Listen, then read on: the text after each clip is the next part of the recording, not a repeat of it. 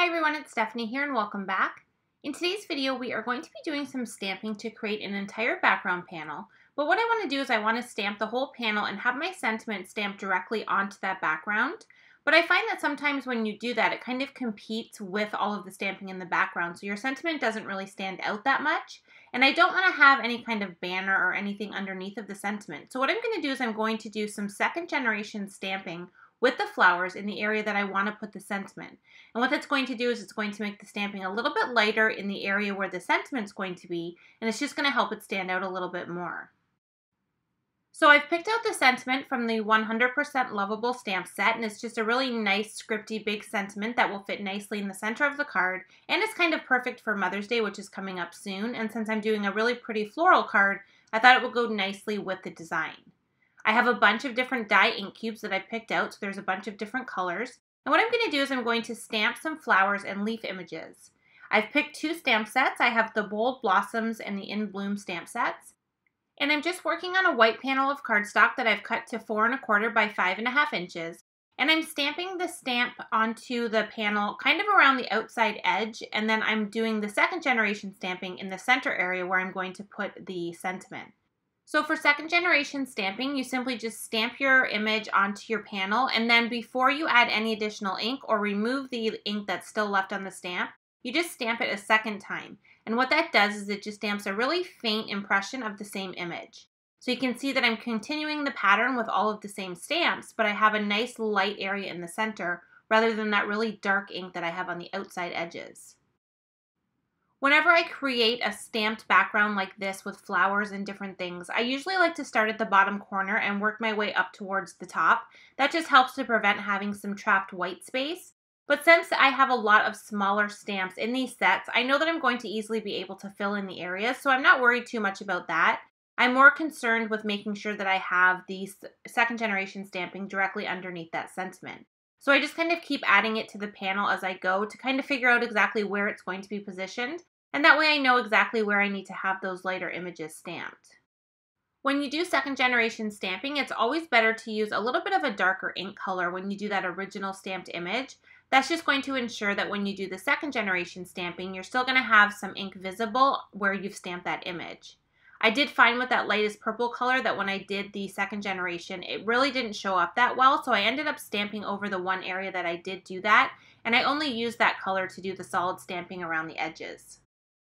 And this technique will work with a variety of different stamps and colors, so you can just kind of mix and match and decide what kind of card you want to create. The biggest thing you want to keep in mind is where your sentiment is going to be positioned and how big that sentiment is. And that way you're going to make sure that you have the lighter stamping in all of the area where the sentiment is going to be. So I'm just kind of finishing up here and adding in some last minute stamping. I'm just kind of taking some smaller images as well as the little polka dot stamp.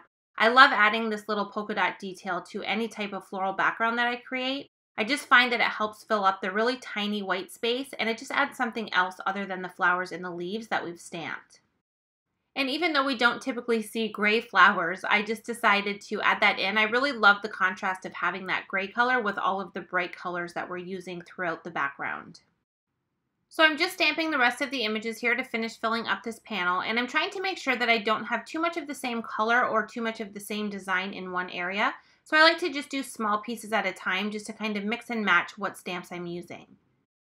So now we have the panel completely stamped, and you can see that I have that really great dark detail all the way around the outside edge, and then we have that lighter stamping in the center area where we're going to put our sentiment. So for the sentiment, I'm going to use my MISTI stamping tool to stamp this. Since we've done all of that stamping on the background, I don't want to mess up the sentiment. So I find it's better to use a stamping tool. That way we can double stamp it if we don't get a solid impression, and we don't have to worry about messing up the background we've already created. So I just stamped that with black ink, and you can see now how great that kind of stands out on the card. The sentiment doesn't get lost in all of the outside stamping. It just really adds to the overall design, and we didn't cover up any of the beautiful stamping that we did by adding a sentiment banner. I have a second example here that I created. This uses all of the same stamps, it's just a bit of a different pattern, and I did use a little bit of some darker green colors as well as some more of those purple colors in this design. So just a really easy way to be able to really highlight that sentiment by doing second generation stamping. So now I have both of the panels complete. I just trimmed them down slightly smaller, and I'm going to adhere them both to a white cardstock panel. This is just going to give me a little bit of a border around all of the stamping and really help to separate it from the background piece that we're going to use for the card base. Now, since these cards are completely one layer, they're all stamping on the same panel, you can use a little bit of foam adhesive if you want underneath of the panel before adhering it to the card, and that will just give it a little bit of dimension. I decided to keep everything completely flat, so I added the stamped panel directly to that white cardstock piece, and now I'm going to add each of these to a card base. Both of my card bases are A2 size, so they're 4 1/4 by 5 1/2 inches, and I made sure to use colors that match perfectly to the ink that I used in the design. So one of them is Blue Raspberry and one of them is Razzleberry. I love the bright colors in behind all of that stamping. I just think it really adds to the overall look of the card. So there is 2 cards that we've created using Spotlight Sentiment stamping with 2nd generation stamping. Just a really great way to be able to have the background really shine through but have a nice bold sentiment mixed in with it as well. So I hope you got some ideas and enjoyed today's video. Thank you so much for joining me, and I hope to see you in another video soon. Thanks for watching.